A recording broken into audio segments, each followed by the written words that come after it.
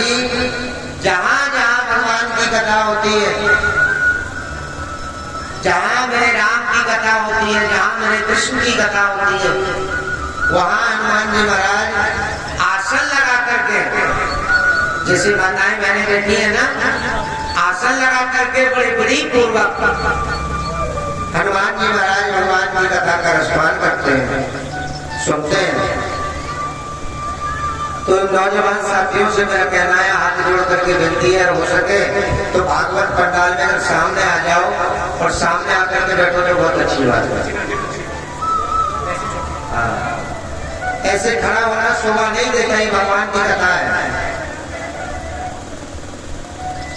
और 7 दिन की कथा में समस्त ग्रामवासियों से हाथ जोड़ करके निवेदन है, माताओं बहनों से, बुजुर्गों से, प्यारे प्यारे बच्चों से, कि 7 दिन की कथा में अगर हमसे या हमारे किसी इंस्ट्रूमेंट कलाकार से अगर कोई गलती हो जाए तो हाथ जोड़ करके निवेदन है कि उसको क्षमा करना। भैया सुनाई तो आप लोगों को भी आ रही होगी, देखिए कितने अच्छे भक्त आकर के बैठ गए बेचारे, अच्छा लगता है अगर आकर के बैठ जाए। आप तो ऐसे खड़े हैं जैसे कि कोई बाजीगर का तमाशा है, 10-20 मिनट में समाप्त हो जाएगा। ये भगवान की कथा है। देखिए कथा वाचक तो बड़े बड़े कथा वाचक हैं, और भगवान की कथा इतनी है, हरि अनंत हरि कथा ही अनंत। भगवान की कथा कोई संपूर्ण नहीं होती।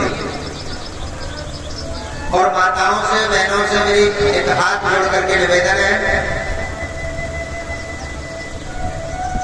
जब तक कथा चले तब तक आपस में बातें न करें, क्योंकि मैंने देखा है ज्यादातर बातें सत्संग में करती है माताएं मैंने, और कहाँ करती है, एक पत्थर वाले में बहुत बात करती है। जब गोबर ढापने जाती है ना, तो थोड़ा सा गोबर होगा और वही 2-4 इकट्ठी हो जाएंगी, वही बातें शुरू हो जाएंगी। और दूसरी सत्संग में कहीं भगवान की कथा चल रही हो तो एक उस कोने की होंगी, एक इस कोने की होंगी। सबसे पहले ये देखेंगे जाके मेरी दौरानी जेठानी कहाँ बैठी है, वही बैठ जाते हैं। इसलिए हाथ जोड़ करके निवेदन है माताओं से, मैं इसलिए समझा रहा हूं आपको कि 7 दिन की कथा आपके जीवन शैली को बदल देगी। आपने अब तक जो दुख उठाया, हम जो दुख उठा रहे हैं, 7 दिन की कथा में सुन करके आपको दुख उठाने की आवश्यकता नहीं है। इसी का नाम तो भागवत है। अगर आप ध्यान पूर्वक सुनोगे और जो बातें करोगे, इधर उधर की बातें करोगे, तो ना जाने कौन सी बात आपसे निकल जाए। एक एक शब्द, एक एक बोल भागवत का बड़ा महत्वपूर्ण है।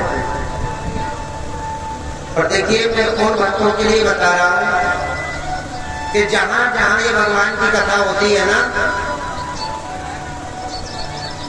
वो भूमि, वो नगर बड़ा धन्य हो जाता है। आनंद में आ रहा बात थोड़ी सी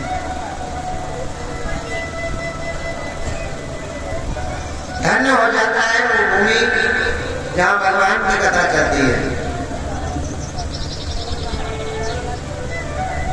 और देखिए जब हमें दुख होता है, जब हमें बीमारी होती है, तभी तो हम डॉक्टर के पास जाते हैं। इसी प्रकार जब भक्तों को दुख होता है ना, तो भगवान के शरण में जाते हैं, हे प्रभु हमें बड़ा दुख है, हमारे दुख का निवारण करो। लेकिन भगवान तुम्हारी बात नहीं सुनते ना। क्यों? कि हमें भक्ति तो है, लेकिन प्रथम दिवस की जो कथा होती है ना, पहले दिन की कथा, वो भक्ति, ज्ञान और वैराग्य, भागवत जी की महिमा और भक्ति ज्ञान वैराग्य की कथा होती है। हम दुखी क्यों हैं? हम इसलिए दुखी हैं कि पूजा तो हम करते हैं, भगवान का नाम तो लेते हैं, लेकिन भक्ति तो हमारे अंदर है, लेकिन हमारे अंदर ज्ञान नहीं है। उदाहरण दे रहा हूं मैं, जैसे मेरे भैया है ना, खड़े हैं, भक्ति के कारण घर से तो आ गए, गुरुजी कथा सुना रहे हैं, कथा सुनने चल रहे हैं। इनके मन में भक्ति तो है, क्योंकि नींद भी खराब कर रहे हैं। अगर भक्ति नहीं होती तो जाकर के सो जाते, लेकिन इतना ज्ञान नहीं है कि जैसे कि हनुमान जी महाराज बैठ करके कथा को सुनते हैं ना, आसन लगा करके, ऐसे कथा को सुनना चाहिए, तब हमें फल मिलता है। देखिए डॉक्टर के साहब के पास जब हम जाते हैं ना, तो डॉक्टर साहब जितनी दवाई देते हैं, इतना तुम्हें परहेज भी बताते हैं, तुम्हें ये नहीं खाना, तुम्हें वो नहीं खाना, ये नहीं करना, वो नहीं करना। अगर हम परहेज नहीं करेंगे तो बीमार ही रहेंगे। इसी प्रकार ये भागवत जी है। जब तक हम ध्यान पूर्वक भगवान की कथा को नहीं सुनेंगे, तब तक हमें कोई बात समझ में नहीं आएगी। और इस कथा को प्रति एक व्यक्ति, जहां तक मेरी आवाज पहुंच रही हो, प्रति एक व्यक्ति अपनी कथा समझ करके ये समझे कि हम ही कथा करा रहे हैं। सभी बढ़ चढ़ करके सहयोग करें,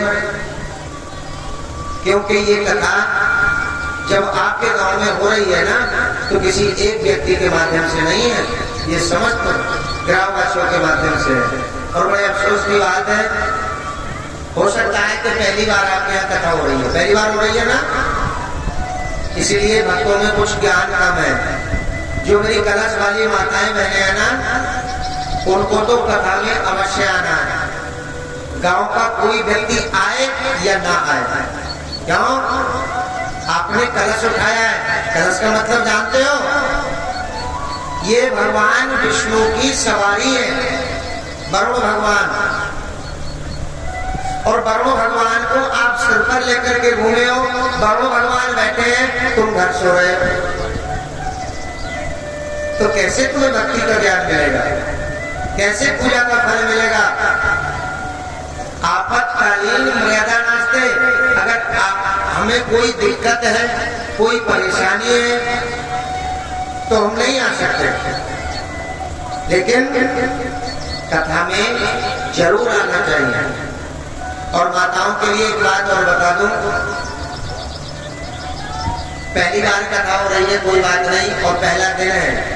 जितनी भी माताएं बहने हैं ना, कल से अन्न जरूर लेकर के आए कथा में। अन्न में जैसे कि आटा है, चावल है, गेहूं है, प्रतिदिन। क्यों? एक उदाहरण दे रहा हूं मैं। कभी कभी जब घर में हवन कराते हैं या सत्यनारायण की कथा कराते हैं, तो बुलावा देने जाते हैं। हमारे यहाँ कथा हो रही है, कथा सुनने आ जाना, तो गेहूं में, कटोरी में, पन्नी में गेहूं ले लेकर के जाते हैं। किसके लिए? पंडित जी के लिए। कथा सुनने चल रहे हैं। ये भी एक कथा है, ये छोटी कथा है और ये बहुत बड़ी कथा है।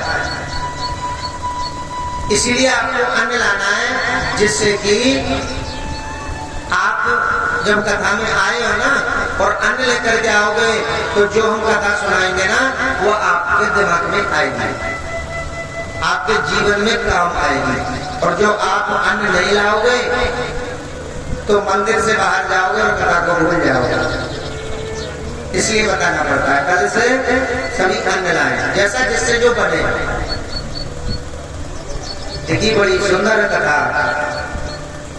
इस कथा में भागवत जी ने आजकल मनोरंजन का साधन बना लिया। पहले 10-10, 20-20 गांव को मिला करके एक जगह कथा होती थी। और मैं अपना परिचय दे दूं, हम वृंदावन धाम से हैं, लेकिन अभी पिछले 5-6 महीने से हम गजरौला ही रह रहे हैं, लेकिन हम वृंदावन धाम के हैं। पहले जब कथा होती थी ना, 10-10, 20-20 गांव को मिला करके गांव इकट्ठा होता था, सभी लोग बैठते थे, बोलते थे वही भागवत कथा करानी है। तो गुरुजी को लेने जाते थे, कहाँ? वृंदावन। गुरुजी हमारे यहाँ कथा होनी है। लेकिन कितने सौभाग्य की बात है,